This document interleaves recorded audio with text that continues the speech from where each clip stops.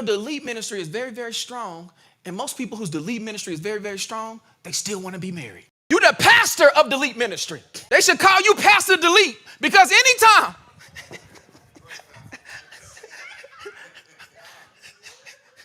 Watch this, church. But when you're like that, guess what happens? You never really get to develop that. Don't y'all know that a relationship, it's a relationship muscle you got to build up so that you can learn how to have difficult conversations. And here's the crazy thing. Your delete ministry is very, very strong.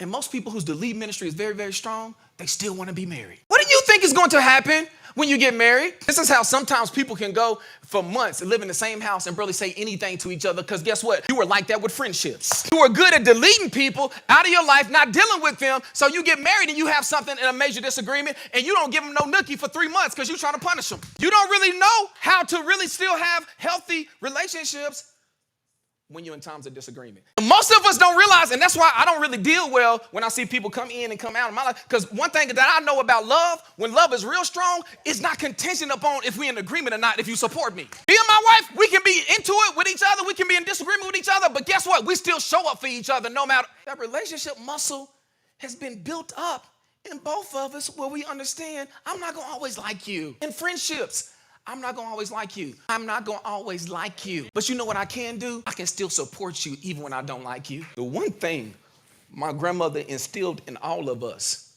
is that we may fuss and fight with each other, but we're still going to support each other and show up for each other, even in times of disagreement. And I'm sorry if you have not been taught that, but guess what? It's a time for you because if you don't learn that, you know what's going to happen? You're going to have a lot of relationship troubles, and you're going to always think it's somebody else's fault, except for yours. Lord, help me to show up, even when I'm in disagreement. Don't be showing up with attitude either. Like, look at you over there singing. And can I tell you something? But don't avoid that hard conversation.